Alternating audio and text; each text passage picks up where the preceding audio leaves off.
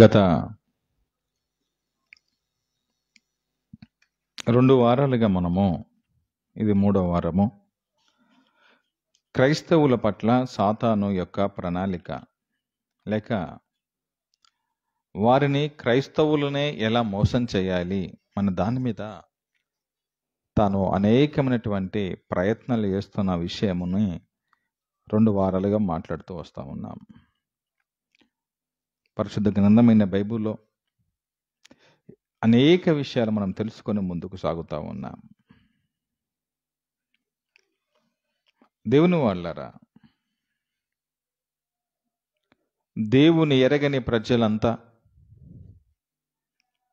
అపవాదికి సంబంధించిన వారైతే,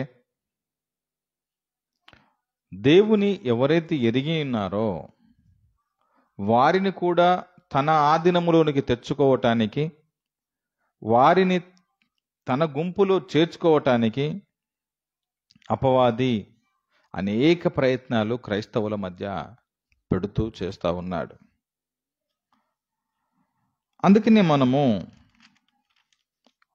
అపోస్తలుడైన పౌలుకు ఫస్ట్ వీక్లో మనం మాట్లాడుకున్నాం. ఏమిటంటే, తాను నేను ఎందుకు క్షమిస్తున్నాను అనంటే, అపవాది యొక్క ఉరులో ఉచ్చులో నేను పడటానికి కాదు, వాని తంత్రములను మేము ఎరగని వారము కాము, మాకంత తెలుసు, కాబట్టి అందుకు మేము క్షమించేస్తున్నాము అన్నాడు. ఈ భూమి మీద 60-70 సంవత్సరాలు ఈ యొక్క ఆయుష్ ఈ జీవితానికి లేదు అనంటే, ఇంతలో కనబడి ఇంతలో మాయమైపోయే ఈ శరీరానికి, మట్టి కట్టెకి, ఈ మట్టి రూపము ఒక రోజున మట్టికి చేరబోతుంది. కాబట్టి మరణము తర్వాత ఈ మనిషి మరో లోకానికి చేరుకోవాలని, అక్కడ దేవునితో సహవాసం ఉంటుంది అని ఇది తెలుసుకున్న అపవాది దేవుని ఎరిగిన పిల్లల్ని అక్కడ చేర్చకుండా అనేకమైనటువంటి ప్రయత్నాలు చేస్తూ వాని యొక్క తంత్రములను ఉపయోగిస్తూ ఉన్నాడు అన్న మాటను మనం మాట్లాడుకుంటూ వచ్చాం. అందుకని నేను అపవాదిలో పడిపోకుండా ఉండటానికి నేను క్షమించేస్తున్నాను అన్నాడు. అందుకనే సాతానుకు సంబంధించినటువంటి వాడు ఎలా ప్రయోగాలు చేస్తూ ఉంటాడు, వాని యొక్క ఆలోచనలు ఎలా ఉంటాయి, ఇట్టి విషయాన్ని పసిగట్టాలి క్రైస్తవులు తెలుసుకోవాలి, అబ్జర్వ్ చేయాలి, ఆలోచన చేయాలి.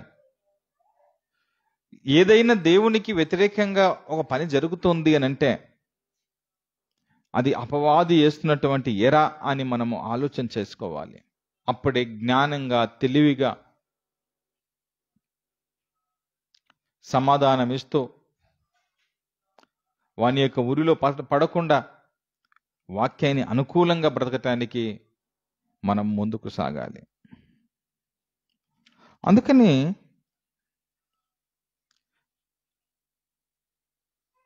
మీరు చావకుండున్నట్లు మీరు ఈ పండును తింటే మీరు చావనే చావరు. ఎవరు చెప్పారు? ఆయన అన్నాడు, ఈ పండు తిను దినమున మీరు నిశ్చయముగా చచ్చెదరు అని దేవుడు చెప్తే మీరు చావనే చావరు అని అపవాది మాట్లాడతాడు. వీళ్ళు నమ్మేశారు. నిజమే, దేవుని మాటలోనికి ప్రవేశించేసింది అపవాది. దేవుడు చెప్పినటువంటి మాటకు వ్యతిరేకంగా మనుషులను సిద్ధం చేస్తూ ఉంది. అందుకే ఆయన వారిని తోట నుండి వెళ్ళగొట్టాను అన్న మాట చూస్తాం. ప్రభువు అయిన యేసు యొద్దకు వచ్చి, నువ్వు ఆకలితో ఉన్నావు, ఈ రాళ్లను రొట్టెలాగునట్లు చేసుకొని తినుము అంటాడు. ఆయన అంటాడు, మనిషి రొట్టె వలన కాదు కానీ దేవుని నోట నుండి వచ్చే మాట వలన మనిషి బ్రతుకుతున్నాడు. మనిషి బ్రతకాలి అనంటే దేవుని మాట వలన మనిషి బ్రతుకుతున్నాడే తప్ప తింటున్న ఆహారం వలన కాదు అన్నాడు ఆయన. ఎంత గొప్ప మాట మాట్లాడాడు, ఎంత జ్ఞానంగా మాట్లాడాడు. అంతటి అలాంటి శక్తిని, అలాంటి జ్ఞానాన్ని వాక్య సంబంధంగా క్రైస్తవుడు పెంపొందించుకోవాలి.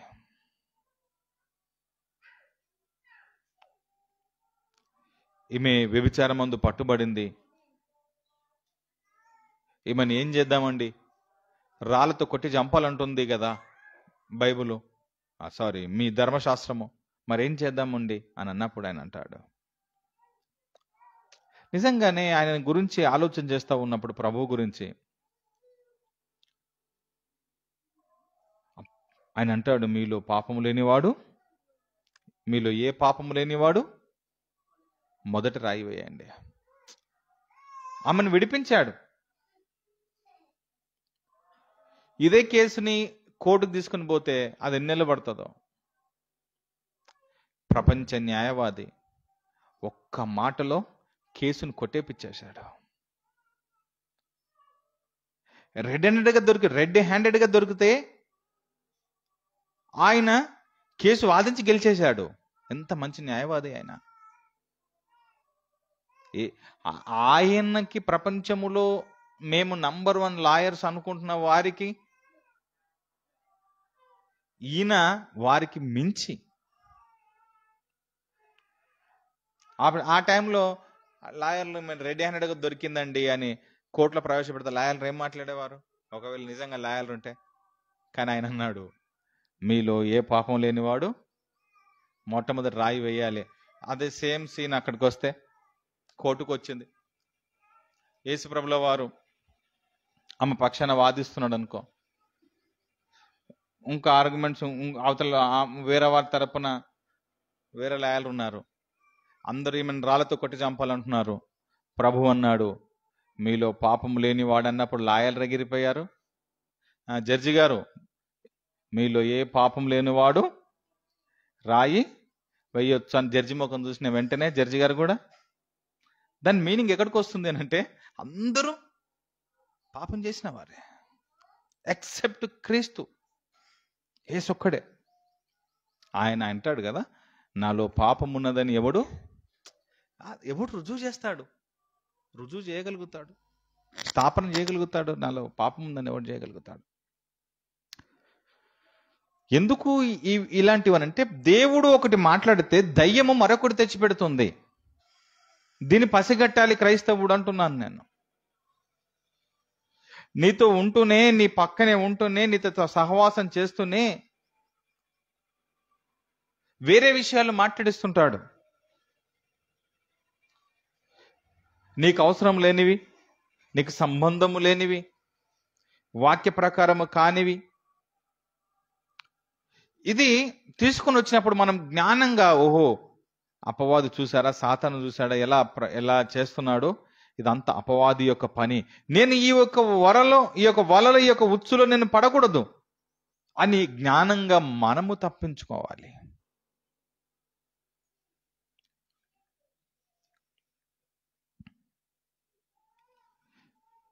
మొదటి శతాబ్దంలో యేసుప్రభు మరణించిన తర్వాత మొదటి శతాబ్దంలో అందరూ దేవుని విషయాలను మోసుకొని పోతున్నారు. దేవుని విషయాలు మోసుకొని పోతా ఉంటే, ఆ రోజు క్రైస్తవులను రాళ్లతో కొట్టారు, రంపాలతో కోశారు, కొరడాలతో కొట్టారు, వారిని ఆకలితో ఉంచారు. ఆ రోజు క్రైస్తవులు ఆ రోజు యేసు ప్రభువును గురించినటువంటి విషయాలు తీసుకొని పోవటానికి, ప్రపంచానికి ఇవ్వటానికి, వాళ్ళు ఎదుర్కొన్న బాధలు, కష్టాలు, శ్రమలు, వారు దేవుని మాట కోసం బాధను అనుభవిస్తున్నారు. పరమందున్న తండ్రి యొక్క విషయాలు ప్రకటన చేయటానికి, బోధించటానికి వీరు బాధలు అనుభవిస్తున్నారు. ఎందుకు బాధలు అనుభవిస్తున్నారు అనంటే, ఇదిగో పేతురు రాసినటువంటి పత్రిక, మొదటి పత్రిక 4వ అధ్యాయం 16వ మాట. మంచి విషయాలు ఇవన్నీ మీరు నేర్చుకోండి. మనల్ని అపవాది విననీయడు, మనల్ని దయ్యము ఈ మాటలు విననీయదు. మనల్ని డిస్టర్బ్ చేస్తుంటాడు. ఇవి పర పర సంబంధమైన విషయాలు ఇవన్నీ. ఎంత చక్కగా ఉన్నా చూడండి.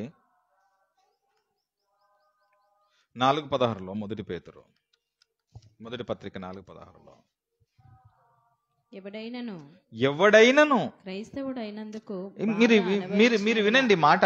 ఈ పదానికి మీరు అర్థం మీరే చెప్పాలి. ఎవడైనను క్రైస్తవుడైనందుకు బాధ అనుభవించిన ఎడల అతడు సిగ్గుపడక ఆ పేరును బట్టియే ఏమండి, ఏందండి, ఏం పేరండి అది? ఏం పేరట? ఏం పేరంట అండి అది? సిగ్గుపడొద్దు అంటుంది బైబుల్. ఆ పేరును బట్టియే ఆయనను మహిమపరచాలి, ఆ పేరును బట్టియే సంతోషించాలి. క్రైస్తవుడు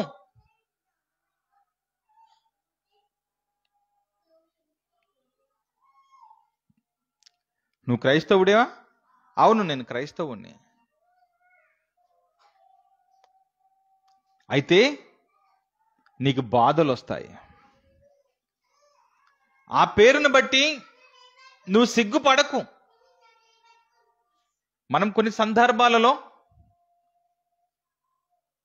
వీఆర్ క్రిస్టియన్, మనం క్రైస్తవులము అని చెప్పుకోవటానికి సిగ్గుపడేతాం. ఏమండి, మేము ప్రభుని ఎరిగిన వారమండి, దేవుని తెలుసుకున్న వారమండి అని చెప్పుకోవటానికి సిగ్గుపడుతుంటాం. కానీ సిగ్గుపడకూడదు. ఎందుకో తెలుసా? ఆ పేరును బట్టియే మీరు ఆయనను మహిమపరచాలి. నువ్వు క్రైస్తవుడివి. అయితే ఏంటి? నీకు బాధలు వస్తాయి. అక్కడున్న మాటను మనము చాలా జాగ్రత్తగా అబ్జర్వ్ చేయాలి. బైబిల్ ఏం చెప్పిందండి? క్రైస్తవుడైతే బాధలు వస్తాయి. క్రైస్తవునికి కష్టాలు, బాధలు వస్తాయి అని ఇంత స్పష్టం బైబిల్ చెప్తుంది. దేవుని నమ్ముకుంటే క్రైస్తవుడైతే బాధలే తప్ప, నిందలే తప్ప వందలు రావు. నిందలే తప్ప వందలు రావు. నిజ క్రైస్తవునికి, ట్రూ క్రిస్టియన్కి నిందలు, అవమానాలు, బాధలు ఇవి వస్తాయి. ఇవి వచ్చాయి అని అంటే నువ్వు నిజ క్రైస్తవుడు ఉన్నట్టు లెక్క. మీకు వచ్చాయి ఎప్పుడైనా బాధలు వచ్చాయా క్రైస్తవుడు అయినందుకు? నీకు వచ్చాయా? క్రైస్తవుడు అయినందుకు నీకు బాధలు వచ్చాయా? నేటి దినాల్లో సుఖవంతమైనటువంటి క్రైస్తవ జీవితాలు అయిపోయాయి. ఏసీ ఉంటేనే కానీ రారు చర్చికి, ఫ్యాన్లు ఉంటేనే కానీ రారు చర్చికి, కూర్చోవటానికి మంచి చైర్స్, సోఫాలు ఉంటేనే కానీ రారు చర్చికి. అంటే వాళ్ళకు అనుకూలంగా. సరే, ఇవన్నీ వాడొద్దు అని మనం అంటలేదు. కానీ సుఖవంతమైనటువంటి క్రైస్తవ జీవితం, భక్తి చేయటానికి ఎంత సుఖవంతంగా ఉందో, సువార్త ప్రకటించటానికి అంతగా వీళ్ళు అనుభవిస్తున్న విధానానికి వెళ్ళి ప్రకటన చేయటానికి ఏమాత్రం ఇష్టపడరు, బోధ చేయటానికి ఇష్టపడరు. అంత high level. You're true Christian. యేసు ప్రభు మనకు మాదిరి. ఆయన పెందలకాలన లేచి ప్రార్థన చేసుకొని సమీప గ్రామాలు తిరుగుతూ మీరు మారు మనసు పొందండి. మనిషి కంటే ఒక మరణం, ఒక ముగింపు ఉంది. తర్వాత అది నిర్ణయం చేస్తుంది స్వర్గము నరకము. మీరు మారు మనసు పొందాలి అని ఆయన పెందలకాడన లేచి, తండ్రి నన్ను పంపించాడు, మీరు నా మాటలు వినండి అని బోధ చేస్తే ఆ రోజున్న సమాజము ఆయనను సిలువకి అప్పగించింది, కొరడాలతో కొట్టించింది. ఆయన అన్నాడు, ఆయన వాళ్ళందరిని చూసి ఆయన అన్నాడు, తండ్రి వీరేం చేయుచున్నారు, వీరు ఎరగరు గనుక వీరిని క్షమించేసేయండి. ఓ దగ్గర ఉంటుంది, దేవుడు మనుషులను బహుగా క్షమించువాడు అని ఉంటుంది పదం. బహుగా క్షమించువాడు అంటే అర్థం ఏంటి? బహుగా అంటే ఎక్కువగా క్షమించేవాడు. మనం ఏమంటాం, నేను మొదటిసారి చూసినాను, రెండోసారి చూసినాను, మూడోసారి చూసినాను, ఇక నాకు ఇంకా ఓపిక నశించిపోయింది, అయిపోయింది ఇంకా. కానీ దేవుడు అంటున్నాడు, నేను బహుగా, నువ్వు ఏదైతే 2 సార్లు చూశాను 3 సార్లు చూశాను అంటున్నావు కదా, క్షమించాను అంటున్నావు కదా, మరి నీ విషయములో ఆయన బహుగా క్షమిస్తున్నాడు కదా నిన్ను. క్రైస్తవులకు నిజంగా తప్పిదములు ఎలా కడుక్కోవాలో, తప్పిదములు ఎలా పోవాలో ఎవరికి ఈ ట్రిక్ అర్థం కాలేదు. మీకు ఈ విషయం చెప్తున్నాను, జాగ్రత్తగా మీరు మనసులో పెట్టుకోండి. ఇది బైబిల్లో రాయబడిన విషయం. క్షమించుడి, అప్పుడు మీరు క్షమించబడతారు. ఈ పాయింట్ ఎంత అంటే, నీకు పాపానికి, నువ్వు క్రైస్తవుడివి కదా, నువ్వు క్రీస్తుని ఎరగక మునుపు, దేవుని నమ్మక మునుపు, నువ్వు క్రీస్తు సువార్త విన్నావు, అంతకు మునుపు పాపములు చేశావు, తర్వాత నీవు బాప్టిజం తీసుకున్నావు, బాప్టిజం తీసుకున్న తర్వాత కూడా ప్రతి వారు పాపం చేసిన వారే. అయితే ఈ పాపాల క్షమాపణ ఎలా రావాలి? బాప్టిజం తీసుకున్న తర్వాత పాపములకు క్షమాపణ ఎలా రావాలి? ఇక్కడున్నటువంటి ట్రిక్ ఏంటిదంటే, మీరు క్షమించుడి, అప్పుడు మీరు, ఇది అన్నమాట లాజిక్. ఇది అర్థం చేసుకోవాలి. నీ పాపాలకు క్షమాపణ దక్కాలి అంటే నువ్వు క్షమించేసేయాలి. కానీ మన అన్ని కండిషనల్ లవ్స్, కండిషనల్ ప్రేమ. ఖచ్చితంగానే క్షమాపణ కూడా కండిషన్లోనే ఉంటుంది. అందుకనే పాపములు క్షమించబడవు. నీ దగ్గర బైబుల్ ఉంటుంది, నువ్వు ప్రార్థన చేస్తావు, పాటలు పాడతావు, అన్నీ ఉంటాయి, కానీ అసలు దేవుడు నిన్ను క్షమించాడు. ఇది ఏ సంఘానికి అర్థమైంది ఈ ట్రిక్, ఈ లాజిక్? ఏ సంఘానికి అర్థమైంది? ఏ వ్యక్తికి అర్థమైంది? నీ పాపములు ఎలా క్షమాపణ జరగాలి? మరి నీ పాపాలకు ఎలా క్షమాపణ జరగాలి? నీ పాపములు ఎలా క్షమించబడాలి? మళ్ళీ బాప్తిజం తీసుకోవాలా? నువ్వు మళ్ళీ బాప్తిజం తీసుకోవాలా? బాప్తిజం తీసుకున్న తర్వాత పాపాలు చేసావు కదా, మరి వాటికి ఎలా క్షమాపణ? ఎలా? నువ్వు మళ్ళీ బాప్తిజం తీసుకోవాలా? కాదు కదా. అప్పుడు ఏంటిది మరి? మీరు క్షమించుడి, మీరు క్షమించబడతారు. వారేవ్వా, అవుతుందా? అప్పుడు అపవాది మనలో దూరి, నువ్వు ఎక్కడ క్షమిస్తే నువ్వు పరలోకానికి వస్తావో, కాబట్టి ఎందుకు క్షమిస్తావు? నువ్వెందుకు క్షమిస్తావు? నీకు ఫీలింగ్, నీకు ఈగోస్ లేవా? నీకు రోషం లేదా? నీకు పౌరుషం లేదా? ఇవన్నీ మనసులో పెట్టేసేసి నిన్ను పరలోకానికి రానివ్వకుండా వాడు అడ్డుకుంటున్నాడు.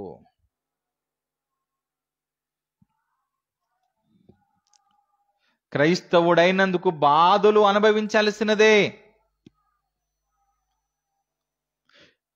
క్షమించటము దానికి పెద్ద గుండె కావాలి.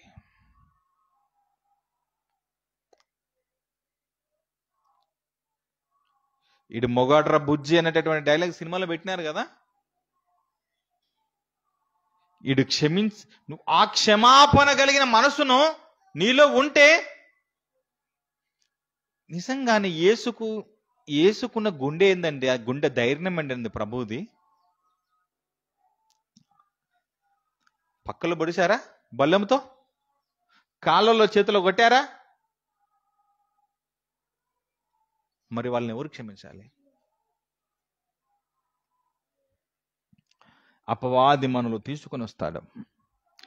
ట్రూ క్రిస్టియన్, నిజ క్రైస్తవుడు కష్టాలు అనుభవిస్తాడు, క్షమిస్తూనే ఉంటాడు. కష్టాలు అనుభవిస్తాడు, బాధలు అనుభవిస్తాడు, క్షమిస్తూనే ఉంటాడు. కానీ అపవాది ఎలా తీసుకొచ్చేసింది అందరినీ అనంటే, ఆ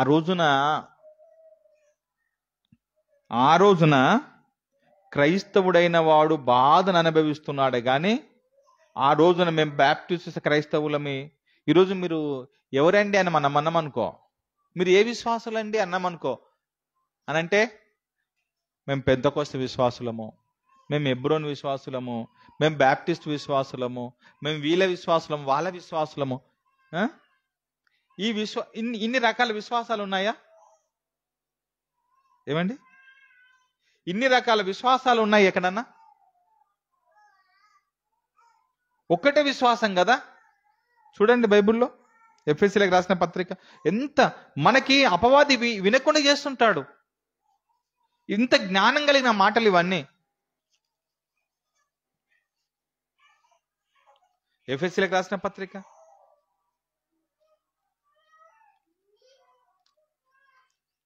4వ అధ్యాయము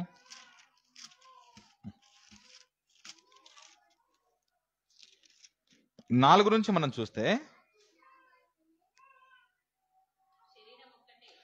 శరీరం ఒకటే, అంత మట్టి నుండి వచ్చిందే. ఆత్మ ఒకటే, ఒక్కటే ఆత్మ. ఆత్మ ఒక్కడే, ఆత్మ ఒక్కడే. ఆత్మ 10 ఆత్మలు లేవు. శరీరం ఒకటే, ఆత్మయు ఒకటే. ఆ ప్రకారమే మీ పిలుపు విషయమై ఒక్కటే నిరీక్షణ.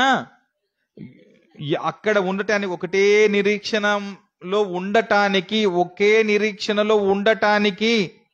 చూసారా? ఇవన్నీ ఈ మొదటి నుంచి క్రైస్తవుడు బోధకుడులోనే, చెప్పటములోనే విఫలమైపోయాడు. వాస్తవాలు తెలియజేయటంలో క్రైస్తవుడు ఫెయిల్ అయిపోయాడు. అపవాది మనోనేత్రాలకు గుడ్డితనం కలగజేసేసి ఆ మైకములో ముంచేసేసాడు. Egos వచ్చేసేసాయా, problems వచ్చేసేసాయా. అక్కడ అంటున్నాడు, అందుకు మీరు పిలువబడ్డారు, ప్రభువు ఒక్కడే. మీ బైబిల్ చూడండి, ప్రభువు ఒక్కడే, విశ్వాసాలు 10 ఉన్నాయా, బాప్తిస్మం ఒకటే. ఈ మాటలు చూడండి, బైబిల్ చెబుతుంది విశ్వాసము ఒకటే, బాప్తిస్మాలు 10 బాప్తిస్మాలు, 10 రకాల బాప్తిస్మాలు లేవు, 10 రకాల విశ్వాసం లేదు. మనం అంటుంటాం కదా, ఏమని? నీ విశ్వాసం నీది, నా విశ్వాసం నాదని. ఇప్పుడు మనం నీ విశ్వాసము నీది, నా విశ్వాసం నాది, మన ఇద్దరం కలిసి బైబిల్ దగ్గరికి వచ్చినప్పుడు బైబిల్ ఏమన్నది తెలుసా? విశ్వాసం నీది నాదని లేదండి, విశ్వాసము ఒక్కటే అన్నది. విశ్వాసం ఒకటే అన్నది. ఇప్పుడు అర్థం కావటం కోసం ఇక్కడ లైవ్ రికార్డ్ అవుతుంది కదా, ఇక్కడ కనబడుతున్నటువంటి ఇది ఉంది కదా, ఈ కెమెరా, ఇది అందరి నమ్మకం ఏం తెలుసా? ఇది ఒక కెమెరా అని అందరూ కనబడుతుంది కాబట్టి అందరి నమ్మకం కనబడుతుంది, చూస్తున్నాం, చేతితో తాకుతున్నాం. అలా బైబిల్ కూడా అర్థం కాకుండా ముక్కలు ముక్కలుగా చేసేసుకొని 10 విశ్వాసాలు తయారు చేసుకున్నారు, 10 బాప్తిస్మాలు తయారు చేసుకున్నారు. మరి ఇప్పుడు 10 విశ్వాసాలు కరెక్టా, 10 బాప్తిస్మాలు కరెక్టా అంటే దేవుడు ఏమంటున్నాడు, బైబిల్ ఏమంటుందంటే 10 బాప్తిస్మాలు, బాప్తిస్మం అనేది ఒకటే బాప్తిస్మం ఉంది, విశ్వాసం అనేది ఒకటే ఉంది. ఇప్పుడు చెప్పండి, నా విశ్వాసం నాది, మీ విశ్వాసం మీది అని అంటే అది కరెక్టా? తప్పు. ఇది బోధకులు అలా తయారు చేసేసారు విశ్వాసులని. అందుకని ఇలా బైబిల్లో ఏమన్నది? విశ్వాసం ఒకటే అని దేవుడు చెప్పిస్తే అప్పుడు దయ్యం ఏం చెప్పింది తెలుసా? క్రైస్తవుల దగ్గరకు వచ్చేసేసి, నీ విశ్వాసము నీది, నా విశ్వాసం నాదని మీరు అనండి, చెప్పేసేసే నువ్వు. అప్పుడు ఏమైంది? వీళ్ళు ఓహో మనం క్రైస్తవులం కదా, మనం కూడా అనుకొని మా విశ్వాసం నాదండి, మీ విశ్వాసం మీదండి మనోళ్ళు చెప్పటం మొదలు పెట్టారు. అసలు ఇలా చెప్పించింది ఎవరయ్యా అనంటే అపవాది. ఎలా అపవాది చెప్పించిందని మీరు అంటున్నారని నన్ను అడగొచ్చు.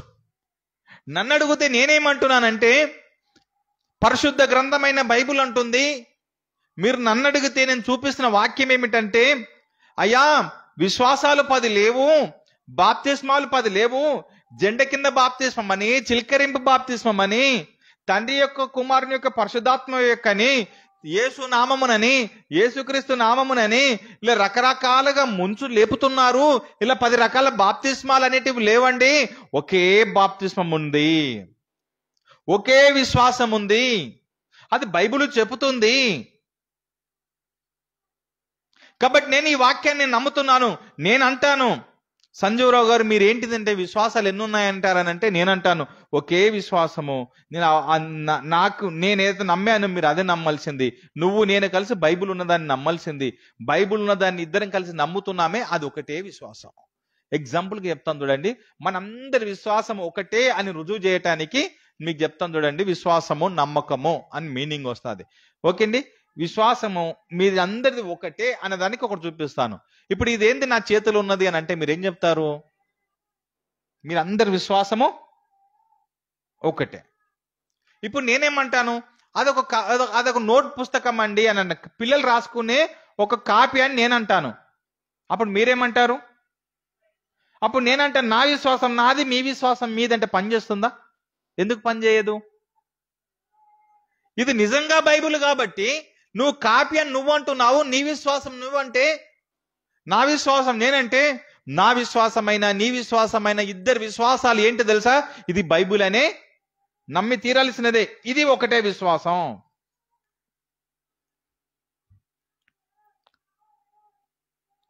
యేసు ప్రభుల వారు మనందరి పాపముల నిమిత్తము, యేసుక్రీస్తు ప్రభుల వారు మనందరి పాపముల నిమిత్తము సిలువలో మరణించాడని, 3 రోజులు సమాధిలో ఉంచబడ్డాడని, ఆ శరీరము ఆయన 3వ దినము తిరిగి లేచాడు అని మీరు నమ్ముతున్నారా? మీరు నమ్ముతున్నారు కదా? ఆయన మన పాపముల కోసం మరణించాడని నమ్ముతున్నారు కదా? అంటే ఇప్పుడు అందరి విశ్వాసం ఏంటిది? ఒకటా రెండా? నేను నమ్ముతున్నాను యేసు ప్రభుల వారు మన కోసం మరణించాడు, ఆయన సిలువలో నీ కోసం నా కోసం చనిపోయాడు. నేను నమ్ముతున్నాను. మీరు నమ్ముతున్నారా? అన్న నువ్వు నమ్ముతున్నావా? యేసు ప్రభు మన కోసం చనిపోయాడని నమ్ముతున్నావా? అప్పుడు లేదు మన కోసం చనిపోలేదు, తన కోసమే తాను చనిపోయాడు అని నేను అన్నాను అనుకో, అప్పుడు కాంట్రడిక్షన్ కదా, విశ్వాసాలు 2 అయిపోతున్నాయి కదా. కొంతమంది ఇలా మాట్లాడుతుంటారు, ఆయన స్పృహ తప్పి పడిపోయాడండి, సిలువలో వేశారు కదా, కాళ్ళలో చేతుల్లో మేకులు కొట్టారు కాబట్టి రక్తమంతా కారిపోయింది, ఆయన స్పృహ తప్పి పడిపోయాడు, పడిపోతే ఆయనని ఒక 3 రోజులు అక్కడ పెట్టారండి, తర్వాత గంతేగాని ఆయన ఏం చనిపోలేదు అని ముస్లింల యొక్క వాదన, కొంతమంది వక్తలు ముస్లింల యొక్క వాదన, యేసుప్రభు మరణించలేదు అని. ఇప్పుడు వాళ్ళ విశ్వాసం అలా ఉంది, మనం అందామా నీ విశ్వాసం నీది నా విశ్వాసం నాది అందామా? ఇప్పుడు మనం చెప్పాల్సింది ఏంటంటే నీ బోధ తప్పు, నీ బోధ రాంగ్. యేసుప్రభు వారు మరణించారు, తిరిగి లేచారు, ఇది బైబిల్ చెప్తున్న సత్యం. ఆ రోజు చూసిన వాళ్ళు సాక్ష్యం ఇచ్చారు, ఆయన 3వ దినం లేస్తానని చెప్పాడు, లేచాడు. మేము ప్రభును చూసామని చెప్పారు. ఆయనను సిలువ పైనుంచి దింపి తీసుకుని వెళ్ళి సమాధిలో ఉంచారు. ఆ రాయి తొరలింపబడటం చూశారు, దేవదూత మాట్లాడటం చూశారు. అప్పుడు ఇదంతా అందరి విశ్వాసం ఒకటైతే, దీనికి వ్యతిరేకంగా బోధ చేశామనుకో, అప్పుడు ఇంకొక విశ్వాసం అవుతుంది. అప్పుడు మీ విశ్వాసం నీది, నా విశ్వాసం నాదంటే వర్కౌట్ అవుతుందా? కాదు కదా.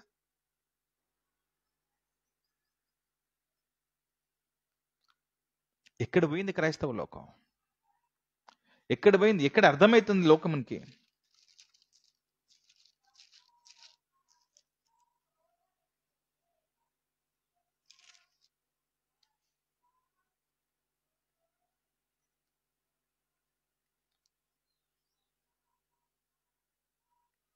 యాకోబు పత్రిక 5వ అధ్యాయము,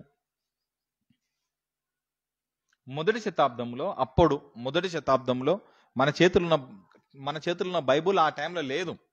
లేని టైంలో ఏం జరిగింది అని అంటే 14వ వాక్యములో, మీలో ఎవడైనను సంఘములో, మీరు ఈ వాక్యం తీసుకొని మీరు చదువు, ఇది అవసరం, ఇంపార్టెంట్ మాట ఇది. యాకోబు పత్రిక 5వ అధ్యాయము 14వ మాట, పేజీ నంబరు 212. మీలో ఎవడైనను రోగి అయి ఉన్నాడా? మీలో ఎవడైనను రోగంతో ఉన్నాడా? రోగి అతడు సంఘపు పెద్దలను పిలిపింపవలెను. అతడు సంఘములో ఉన్నటువంటి కొంతమంది పెద్దలను పిలిపింపవలను. వారు ప్రభువు నామమున అతనికి నూనె రాచి, అతనికి ఏం చేయాలి? నూనె రాచి అతని కొరకు ప్రార్థన చెయ్యవలెను. జాగ్రత్తగా వినండి అన్నమాట. ఈ మాట చదివిన క్రైస్తవ సమాజం నూనె డబ్బులన్నీ పట్టుకుని వచ్చేసారు. ఇక్కడ ఆ వాక్యంలో ఉంది కదా, నూనె రాచి ప్రార్థన చేయమని ఉందండి అని చెప్పినప్పుడు అందరు నూనె డబ్బులు, నీళ్ళ డబ్బులు పట్టుకుని వచ్చేసింది క్రైస్తవ సంఘాలకి. వీళ్ళు ఏం చేసేసారు? వాటికి ప్రార్థన చేయటం మొదలు పెట్టేసేసి వీరే నూనెలు తయారు చేయించేసి, స్టిక్కర్లు తయారు చేయించేసి వీళ్ళే అమ్మటం, వ్యాపారం చేయటం మొదలు పెట్టేశారు. ఈ వాక్యాన్ని ఆధారం చేసుకొని మీరు అక్కడ పాయింట్ మీరు జాగ్రత్తగా చదవండి. మీరు ఇప్పుడు అన్నామనుకోండి, ఏమండి నూనెకి ప్రార్థన చేశారు మీరు అని అన్నామనుకోండి, మీ విశ్వాసం మీదే, మా విశ్వాసం మాదే అని అంటే వర్కౌట్ అవుతుందా? సరిపోతుందా? మరి బైబిల్ విశ్వాసం ఏంటి? బైబిల్ మీద ఉంచాల్సిన విశ్వాసం ఎలాంటిది? ఇక్కడ నువ్వు జ్ఞానవంతుడవైన క్రైస్తవుడవైతే, తెలియగలిగిన క్రైస్తవుడవైతే, క్రీస్తు మార్గములో నిజంగా నడుస్తున్న క్రైస్తవుడవైతే ఆడున్న పాయింట్ను క్లిస్టర్ గా మనకు అర్థం కావాల్సింది ఏంటంటే, మీలో ఎవడైనా రోగి అయి ఉన్నాడా? సంఘపు పెద్దలను పిలిపించవలెను. ఎక్కడికి పిలిపించాలి? ఎక్కడికి పిలిపియాలి? ఎక్కడికి పిలివాలండి? మీరు ఈ పదాన్ని మీరు బ్రెయిన్లో పెట్టుకోవాలి. ఇవన్నీ ఈ పరిసర ప్రాంతాలలో అంతా ఈ వాక్య వ్యతిరేకమైన బోధలు తప్ప, ఈ రెఫరెన్స్ టు రెఫరెన్స్ ఇలా తీసి ఏళ్ళు పెట్టి ఇలా మనం మాట్లాడుకుంటూ వెళ్తున్నామేది? ఇలా మాట్లాడుకునేవారు అరుదు, చాలా అర్థం. మీలో ఎవడైనను రోగి అయి ఉన్నాడా? అతడు సంఘపు పెద్దలను పిలిపించవలెను. సంఘములో కొంతమంది విశ్వాసులు ఉన్నారు, అతడు రోగంతో ఉన్నాడు, ఇంట్లో ఉన్నాడు. అప్పుడు ఏం చేశారు అంటే, సంఘపు పెద్దలను పిలిపించారు. ఎక్కడికి పిలిచారు? రోగి ఇంటికి పిలిచారు.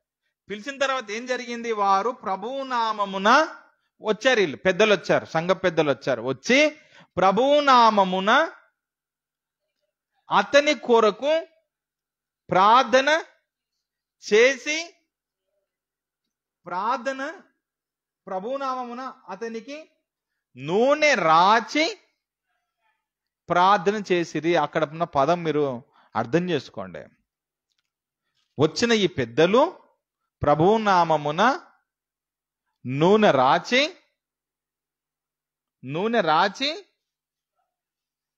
నూనె డబ్బక నూనె రాచా?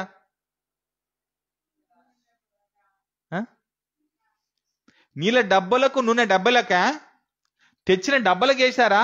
ఈయన్నే రోగి యొద్దకు వెళ్ళి రోగికి నూనె రాసి ప్రార్థన చేశాడా? ఇప్పుడు అన్నామనుకోండి, మేము ఇప్పుడు నేను అంటాను, మీరు అన్నారు, లక్ష్మి అంటే అన్నది ఏమని? బైబుల్ చెప్తుంది రోగికి నూనె రాసి ప్రార్థన చెయ్యమని బైబుల్ చెప్పింది అని తను అన్నది అనుకో. ఇప్పుడు నేను అంటాను, లేదంటే నాకు టైం సరిపోతలేదు, నేను నూనె డబ్బకు నీళ్ళ డబ్బలకే ప్రార్థన చేస్తాను, ఇవి ఆయన రుద్దుకోమని చెప్పండి అని నేను అన్నాను అనుకో. ఏది కరెక్ట్? ఇప్పుడు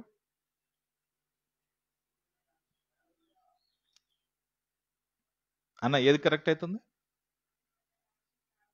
నేను నూనె డబ్బకు నీళ్ళ డబ్బలకు నేను చేస్తా, మీరు రాసుకోండి అని నేను అంటే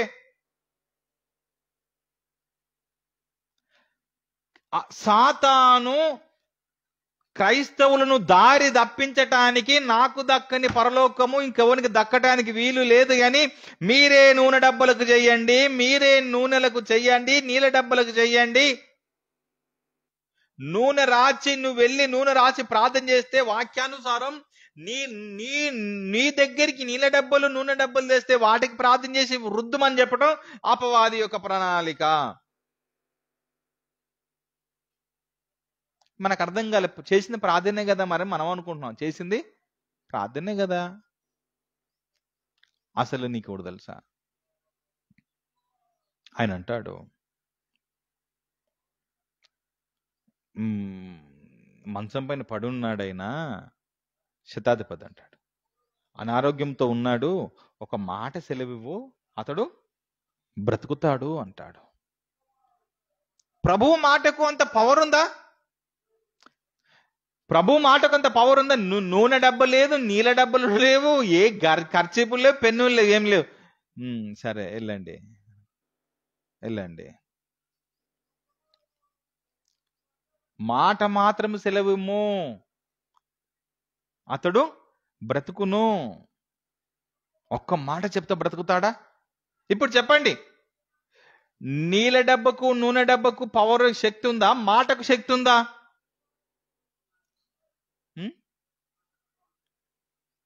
ఒకవేళ యేసుప్రభువే ఇక్కడ ఉన్నాడు అనుకుందాం, ఇక కూర్చొని అమ్మ నేను చెప్తున్నాను వెళ్ళు బాగుపడతాడు వెళ్ళు వెళ్ళు అని అన్నాడు అనుకో, మనోళ్ళంతా నూనె డబ్బా నీళ్ళ డబ్బా పట్టుకొని లేదు నాయన నువ్వు దీనికి వేస్తేనే కానీ మేము పోము, నేను మాట సెలవిచ్చాను అతడు బాగా అవుతాడు వెళ్ళు. మనిషికి దేని మీద ఎక్కువ విశ్వాసం ఉంది ఇప్పుడు అని అంటే, దేని మీద విశ్వాసం ఉంది అని అంటే, దేని మీద విశ్వాసం? నూనె డబ్బల మీద, నీళ్ళ డబ్బల మీద, వాటర్ బాటిల్ మీద ఉంది విశ్వాసం తప్ప దేవుని మాట మీద విశ్వాసము నమ్మకమే లేదు. అందుకని ఇప్పుడు ఏమైపోయింది తెలుసా, అపవాది నీ విశ్వాసము నీది నా విశ్వాసము నాది అని అంటే, నీ నమ్మకము నీది నా నమ్మకము నాదన బోధను ప్రవేశపెట్టింది. అందుకనే బైబిల్ని ముక్కలు ముక్కలు వేసుకొని విడగొట్టుకుంది లోకమంతా కూడా. అందుకని నీ విశ్వాసం నీదంటే, నా విశ్వాసం పెంతకొస్తు, నా విశ్వాసం మెథడిస్టు, నా విశ్వాసం హెబ్రోను, నా విశ్వాసం బ్యాప్టిస్టు. నన్ను ఒకటి అడిగారు, ఏం బ్రదర్ లైవ్లో నేను మిమ్మల్ని ఎవ్రీ సండే అబ్జర్వ్ చేస్తాను, మీరు ఒకరు బ్రదర్ అని అంటున్నారు, పెంతకొస్తు అంటున్నారు, హెబ్రోన్ అంటున్నాడు, అసలు మీదే సంఘం అని నన్ను అడిగాడు. ఆయన అనుకున్నాడు నన్ను ఇరకాటం పెట్టాడని నన్ను అనుకుంటున్నాడు. నేను అన్నాను, వీఆర్ క్రైస్ట్ చర్చ్, మేము క్రీస్తు సంఘము. క్రీస్తు సంఘము అని అంటే పేరున్న ఈ లోకంలో పెట్టుకునే పేరున్న క్రీస్తు సంఘం కాదు. యేసుప్రభు ఉన్నాడు కదా, యేసుప్రభు ఉన్నాడు కదా, ఆయనకు సంబంధించిన వారం మేము ఆయనకు సంబంధించిన వారము. మేము బైబిల్లో ఏదైతే ఉందో పాయింట్ ఉందో అది తీసుకుంటాము, ఆలోచన చేస్తాం, ముందుకు కొనసాగుతాము, ముందుకు నడుస్తాం మేము. మరొక ఆయన అన్నాడు, ఇదే బ్రదర్ మీరు ఇలానే మీరు బోధలు చేస్తా పోతా ఉంటే, ఇలానే బోధలు చేస్తా ఉంటే ఏదైనా కార్యక్రమాలు కానీ మంచి చెడ్డ ఏదైనా జరిగినాయని కూడా ఎవరు వస్తారు చెప్పండి జనాలు అని అడిగారు. ఇలా బోధలు చేస్తే మంచి చెడ్డకి ఎవరు వస్తారు? అప్పుడు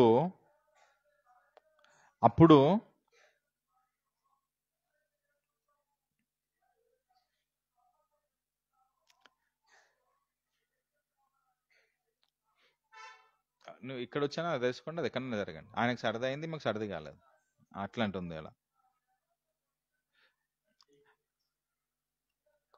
అయితే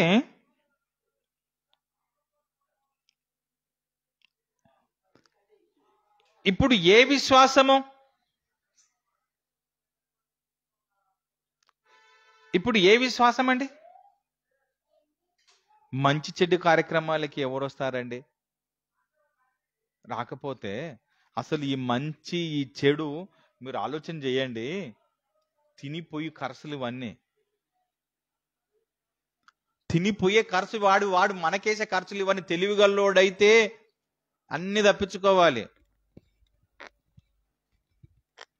దినాలని, మూడొద్దులని, సావులని. చచ్చాడాడు, ఆడు చచ్చిపోయాడా?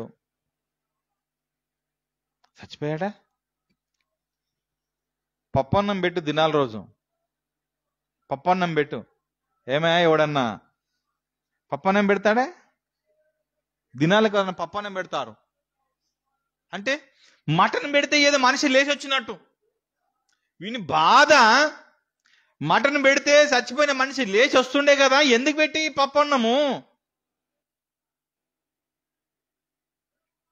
మనిషి పుట్టిన ఖర్చు, మనిషి చచ్చిన ఖర్చు. మంచి పుట్టుక, నీది పుట్టుక మంచి అంటున్నావా నువ్వు? మనిషి పుట్టింది మంచికి అనుకుంటున్నావా? ఆ మంచికి రారంటున్నావా? రాకు, రూపాయి మిగిలిపోయింది. చచ్చితే ఖర్చు అంటున్నావా? నువ్వు రాకు, రూపాయి మిగిలిపోతుంది కదా. విశ్వాసము అనే దానికి వాక్య అర్థాన్ని మనం లోతుగా తీసుకుంటే ఎంత బోధపడుతుందో తెలుసా? వాడు విన్నాడండి, అస్సలు విన్నాడు. మనకి బైబిల్ తెలిసినప్పుడు ఎవరితో ఎలా మాట్లాడాలి, ఎంతటి జ్ఞానం కలిగి మాట్లాడాలి అనేటువంటి వివేకం వచ్చేసేస్తుంది. నువ్వే పుస్తకాలు చదివినా చదవకపోయినా నువ్వు బైబిల్ చదవటం నేర్చుకో, బైబిల్ నువ్వు తెలుసుకో, బైబిల్ నీకు వంట వట్టించుకో, నువ్వు ప్రపంచాన్ని జయించేస్తావు. సర్వజ్ఞానం ఇందులో ఉంది. పసిగడతావు, నెక్స్ట్ ఏ స్టెప్ ఎవడేయబోతున్నాడు అని పసిగట్టగలుగుతావు. ఇక్కడిప్పుడు అపవాది ప్రవేశపెట్టిన బోధలను మనం పరిశీలన చేస్తున్నాం. నాకు దక్కని పరలోక రాజ్యం ఎవరికి దక్కకూడదు అని అంటే, నీ విశ్వాసం నీది, నా విశ్వాసం నాది. ఇప్పుడు ఏం చేశాడంటే, పెంతెకోస్తేలేమో యేసునామం బాప్టిజం అని, వేరే వాళ్ళేమో తండ్రి కుమార పరిశుద్ధాత్మల బాప్టిజం అని వీళ్ళిద్దరికి పెట్టేసేసాడు. ఏమని అన్నామనుకో, మా విశ్వాసం మాదే, మీ విశ్వాసం మీదే. ఈ తండ్రి కుమార పరిశుద్ధాత్ముడు వీళ్ళతోడు కలవడు, యేసునామం మేలేమో వీళ్ళతోడు కలవరు. అంటే బైబిల్లో రెండు విశ్వాసాలు ఉన్నాయా? విశ్వాసం ఒకటే, బాప్టిజం కూడా ఒకటే. అది తెలియాలి, అది అర్థం కావాలి మనిషికి. 10 బాప్టిజమాలు లేవు, 10 విశ్వాసాలు లేవు, 10 నమ్మకాలు లేవు, ఒకటే నమ్మకం. మీలో ఎవడైనా రోగి అయి ఉన్నాడా? సంఘపు పెద్దలను పిలిపింపవలను. అతడు వచ్చి ఏం చేస్తాడు? రోగి దగ్గరికి వస్తాడు, వచ్చి ఏం చేస్తాడు? నూనె రాచా? ఎవరికి రాయాలి? రోగికి ఎవరు రాయాలి? పాస్టర్ గారు, ఆంటీ భాషలో పాస్టర్ గారు వచ్చి రోగంతో ఉన్నవారికి నూనె రాచి ప్రార్థన చేశారు. ఆ రోజుల్లో అలా చేశారు. అది క్రైస్తవ్యం. ఆ రోజులు అలా చేశారు. తర్వాత ఏం జరిగింది అని అంటే, రాను తర్వాత ఏం జరిగింది అని అంటే, ఆయన అంటాడు, ఇప్పుడు జాగ్రత్తగా వినండి. ఇక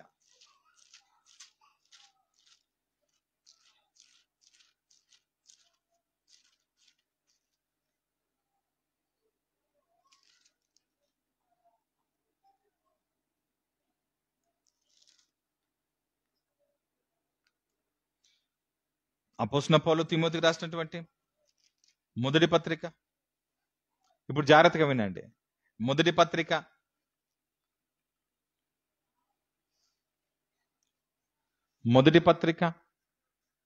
5వ అధ్యాయము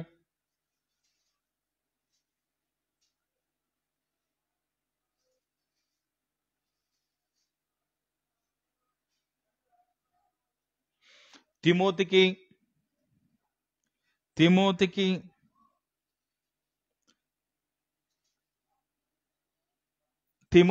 కడుపు జబ్బు ఉంది.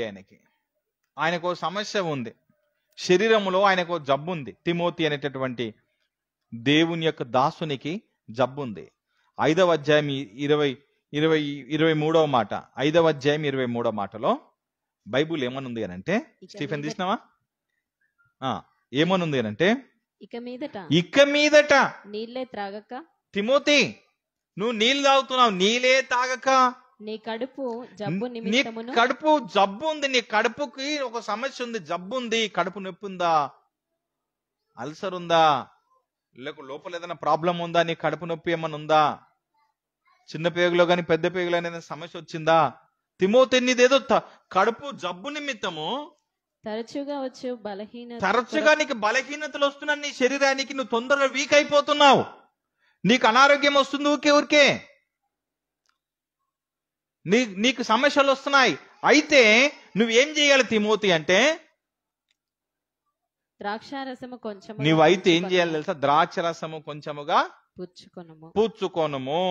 జాగ్రత్తగా ఇప్పుడు వినాలి. ఇప్పుడు ఇంతకు ముందు విశ్వాసము, ఇప్పుడు జాగ్రత్తగా వినాలి. ఇంతకు ముందు ఏమనుంది? మీలో ఎవరైనా మీ సంఘములో ఎవరు రోగి అయినా ఉన్న ఎడల అతన్ని రోగి ఇంటికి వచ్చి ఏం చేయాలి? ఎవరికి, అది కూడా నూనె ఎవరికి రాయాలి? ఏ రోగి? రోగి ఎవరు? కాదు కాదు కాదు కాదు అందరి రోగాలకు అన్ని రోగులు కాదు.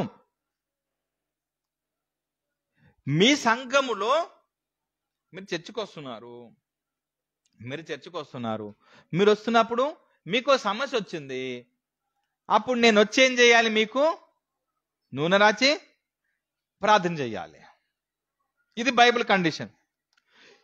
ఇప్పుడు చర్చికి రానోళ్ళు ఉన్నారు, వాడు చర్చికే రాడు.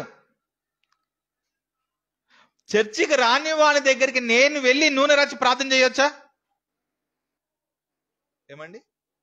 చర్చికి రాని వాడు ఉన్నాడు, అతడికి దేవుడి గురించి తెలియదు, తెలిసినా వాడు చర్చికి రాడు.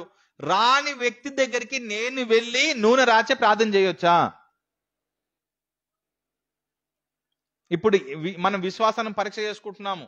బైబిల్ విశ్వాసము అందరికి ఒకటే మాట ఉండాలి. నీ విశ్వాసం నీది, నా విశ్వాసం నాదనడానికి లేదు కదా. బైబిల్ ఏం చెప్తుంది? కండిషను ఏమంటుంది? మీ సంఘములో ఎవరైనా రోగి అయి ఉంటే, ఎక్కడ వారు వీళ్ళంతా? ఎవరికి రోగంతో ఉంటే? సంఘానికి వెళుతున్న వారికి జబ్బు వస్తే కాపరి వెళ్ళి నూనె రాచి ప్రార్థన చెయ్యాలి. ఈ కాపరిని అన్యజనుల దగ్గరికి వెళ్ళి నూనె రాచి ప్రార్థన చెయ్యమని బైబిల్ ఎక్కడా చెప్పలేదు. బైబిల్ చెప్పింది ఏంటయ్యా అంటే, సంఘములో ఉన్న వాని కోసము వెళ్ళి నూనె రాచి మాత్రమే ప్రార్థన చేయాలి. మరి ప్రభు నెరగని వాని కోసం ఏం చేస్తున్నారు? ఇప్పుడు సభలు పెడతాం కదా. ఇప్పుడు నేను ఒక సభ పెట్టాను, సభలు పెట్టిన తర్వాత కొబ్బరి నూనె డబ్బాలు కొల్లలుగా వచ్చేసేసాయి. మీరు మూతిప్పండి, అది కూడా సీలు ఉన్నదే, కొనుక్కొని రండి, మూతిప్పండి, ఇక కుడి చేయి పెట్టండి, ఇక దానికి నేను ప్రార్థన చేస్తున్నా, అందులో యేసు రక్తం వచ్చేస్తుంది అందులో. కానీ నేను చెప్పాను అనుకోండి, ఇప్పుడు మీరు నమ్మాలా? మీరు నమ్మాలా? మీ నూనె డబ్బాలకి నేను ప్రార్థన చేస్తానంటే మీరు నమ్మాలా? లేక మీరే ఏమయ్యో అట్లెట చేస్తావు, మాకు రోగంతో ఉంది, నువ్వు మాకు వచ్చి నూనె రాసి ప్రార్థన చేయని మీరు అంటారా? లేకుంటే నేను నూనె డబ్బాలకి నేను చేస్తానంటే మీరు ఒప్పుకుంటారా? నేను పెద్ద పబ్లిక్ మీటింగ్ పెట్టానండి, లక్షల మంది వచ్చారు, లక్షల మంది నూనె డబ్బాలు పట్టుకుని వచ్చారు, నేను నూనె డబ్బాలకే చేస్తాను అంటున్నాను. అప్పుడు మీరేమంటారు?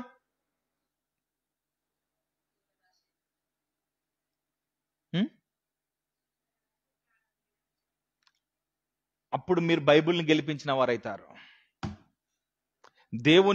దేవుని వాక్యానికి న్యాయం చేసిన వారైతారు. ఏది? రోగికి మాత్రమే నూనె రాసి ప్రార్థన చేస్తే. నూనె డబ్బలకి ప్రార్థన చేయమని మీరు చెప్పారా? ఇది అపవాది యొక్క ఆలోచన, తెచ్చిపెట్టేసేసి అడిగా.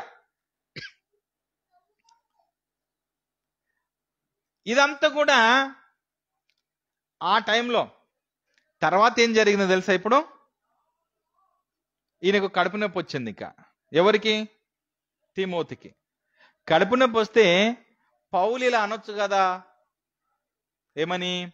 తిమోతి, నీకు కడుపు నొప్పి తరచూ వస్తుంది, జబ్బులు వస్తున్నాయి నీకు, నేను నీ దగ్గరకు వచ్చి నూనె రాచి ప్రార్థన చేస్తాను తిమోతి అని అనొచ్చు కదా. ఈయన ఏమంటున్నాడు ఇప్పుడు? నీకు జబ్బు వస్తే ఏం తీసుకోమన్నాడు? జబ్బు వస్తే ఏం తీసుకోవాలట? ద్రాక్ష రసాన్ని తీసుకోమంటున్నాడు. ఈయనకు జబ్బు వస్తే నువ్వు ప్రార్థన చేసుకో, తగ్గిపోద్ది అన్నాడు కదా. తిమోతి దైవ సేవకుడు. తిమోతి కూడా పరిశుద్ధుడు, దైవ సేవకుడు, దేవుని సేవలో ఉన్నవాడు తిమోతి. తిమోతికి జబ్బు వచ్చింది. జబ్బు వస్తే తిమోతి నూనె రాసుకుంటే అయిపోతుంది కదా. మరి ఈయనకి ఏం చెప్తున్నాడు పౌలు? ద్రాక్షరసం తీసుకో, తాగంటున్నాడు. ఏ ద్రాక్షరసము? మనం రొట్టె ద్రాక్షరసం తీసుకుంటాం ఇదా? మనం రొట్టె ద్రాక్షరసం తీసుకుంటాం, ఈ ద్రాక్షరసమా? ద్రాక్షరసాన్ని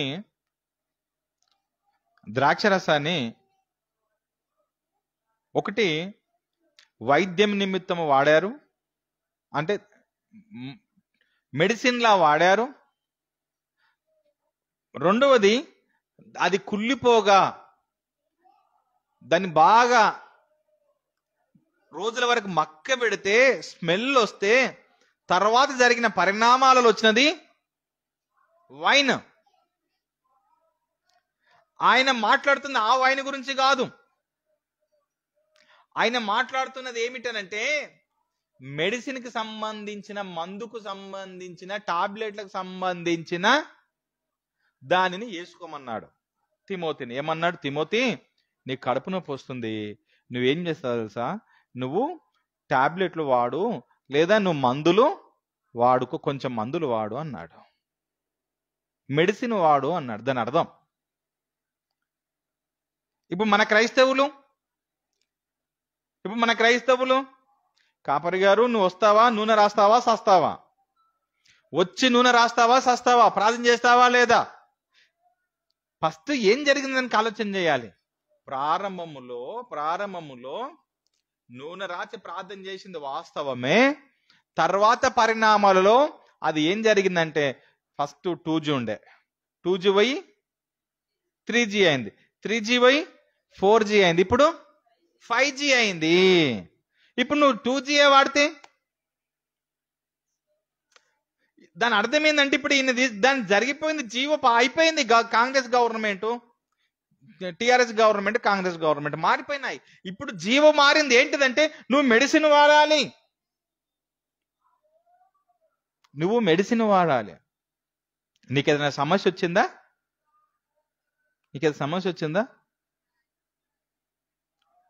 మా అన్నకి యాక్సిడెంట్ అయింది అజనార్ దగ్గర. ఒకసారి బిల్డింగ్ మీకలు పడ్డాడు. ఆయనకి ఉండాల్సిన చోట్ల కొంచెం ఏమైపోయినంటే ఫ్రాక్చర్ జరిగినాయి. ఆయన హాస్పిటల్ దిగకపోకుండా మేము నూనె రాసి మేము ప్రార్థన చేస్తామంటే, కొబ్బరి నూనె రాసో ఏదో రాసి చేస్తే ఎట్లుంటుండే? సెట్ అవుతాయా? యాక్సిడెంట్ అయ్యింది, నూనె రాసే చేస్తామంటున్నాం, అప్పుడు ఏంటి మరి? అందుకే బైబిల్ పైన నాలెడ్జ్ రావాలి అంటున్నాను. ఈ బైబిల్ మీద నాలెడ్జ్ లేని వాళ్ళేమో నూనె డబ్బలకి, నీళ్ళ డబ్బలకి ప్రార్థన చేసుకుంటున్నారు. మనం 5Gలో ఉన్నాము, బైబిల్ని కరెక్ట్గా అర్థం చేసుకున్నాము. బైబిల్ ఏమంటుందంటే నీకేమైనా ఇప్పుడు ఇమ్మీడియట్ గా సమస్య వచ్చిందా, నువ్వు నేరుగా ఏం చేయాలి తెలుసా? హాస్పిటల్కి వెళ్ళాలి.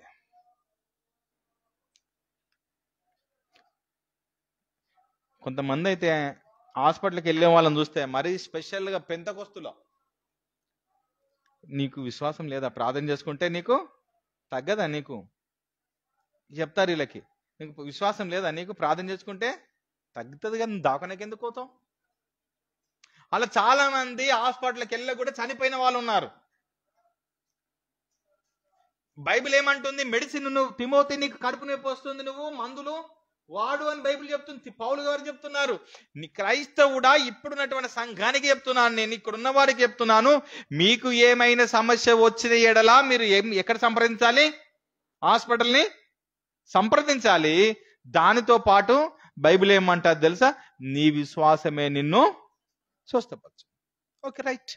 మందులు వాడుకుంటూ నువ్వు ప్రార్థన చేసుకో. ఇది నువ్వు మందులే వాడకుండా పక్కన పడేసి నేను నీకోసం ప్రార్థన చేస్తాను అన్నావు అనుకో, ఈ టికెట్ ఎగిరిపోతాడు.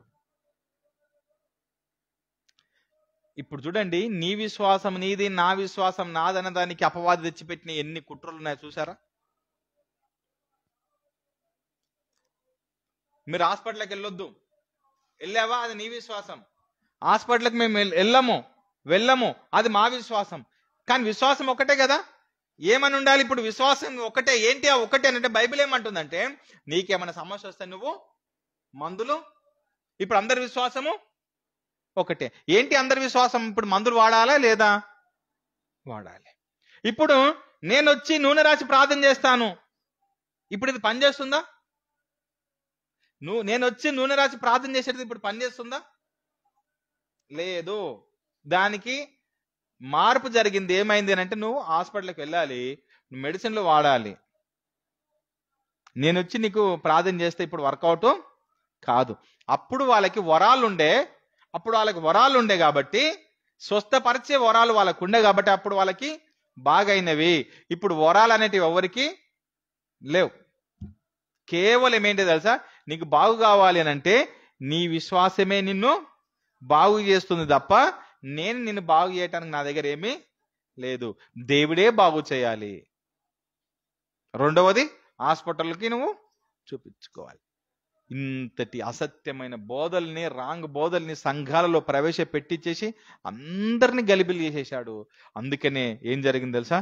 పెంతెకొస్తు అని, హెబ్రోన్ అని, సిఎస్ఐ అని, బ్రదరన్ అని, బ్యాప్టిస్ట్ అని అన్ని ముక్కలు చేసేసుకున్నారు. అంతా అందరూ ఒకటిగా ఉంటే, ఒకే కుటుంబముగా ఉంటే, ఒకే వాక్యం వింటే, ఇప్పుడు ఇన్ని పేర్లు చెప్పుకున్నాం కదా, ఇంతమంది ఒక్క దగ్గర కూర్చొని బ్రదర్ మీరు మాట్లాడండి, ఒకటే విశ్వాసం గురించి వాక్యం చెప్పండి అని అంటే ఒకటే బోధ ఎంత చక్కగా ఉంటది. ఇంకే లొల్లిలు ఎందుకు ఉంటాయి? ఇన్ని మైకులు ఎందుకు ఎగురుతాయి ఊర్లా? ఇన్ని లొల్లిలు ఎందుకు అవుతాయి చెప్పండి? మనల్ని అందుకని చాలా మంది చూసిన బట్టి ప్రైజ్ ది లార్డ్ గారు వచ్చారు అంటారు, ప్రైజ్ ది లార్డ్ గారు వచ్చేసారు, లేదా హల్లెలూయాలో వచ్చారు అంటారు. ఇవన్నీ వీళ్ళు ఊత పదాలు వాడటం వలన, ఈ పదాలను మాటికి ఇతరుల ముందల చెప్పటం వలన వాళ్ళకి ఇవి బ్రెయిన్లు ఉండిపోయినాయి, దేవుని నమ్మని వారికి కూడా. అందుకనే మనం చూసినామంటే హల్లెలూయాలో వచ్చారండి. అయ్యా దేవుని వాడలారా, అపవాది యొక్క ప్రణాళిక ఏమిటయ్యా అనంటే, ఎట్లయినా దేవుని నమ్మని వారిని పట్టుకున్నాడు. దేవుని నమ్మిన వారిని పట్టుకోవాలి అనంటే నువ్వు దేవుణ్ణిలో ఉంటున్నట్టుగానే కనబడుతుంటావు కదా, అసలు దేవుణ్ణిలో ఉన్నట్టు నువ్వు కాదు. ఎలా కాదు అని అంటే, నూనె డబ్బులకు ప్రార్థన చేస్తే దేవుణ్ణిలో ఉన్నట్టు కాదు. తర్వాత నా బ్యాప్టిజం మేము తీసుకుందాం, మాది మీది అంటే విశ్వాసంలో ఉన్నట్టు కాదు. ఇన్ని సంఘాలుగా విడిపోవటం విశ్వాసంలో ఉన్నట్టు కాదు. ఇది క్రైస్తవుడు గుర్తించుకొని నిలబడాలి.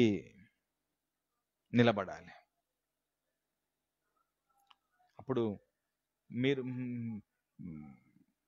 మీరు మరణం వరకు ప్రతి ఒక్కరిని క్షమిస్తూ, బైబిల్ ప్రకారము అందరిని తప్పు చేసిన ప్రతి వాడిని, ప్రతి సంఘాన్ని ఖండిస్తూ, తప్పుగా చెబుతున్న ప్రతి బోధించాలి, ఖండిస్తూ వ్యక్తిని క్షమించాలి, తప్పుడు బోధను ఖండించేసేయాలి. అప్పుడు బోధలు సరిచేసే అవకాశం మనకు దేవుడు ఇంకా ఎక్కువగా అనుగ్రహించును గాక. కళ్ళు మూసుకుందాం, ప్రార్థన చేసుకుందాం.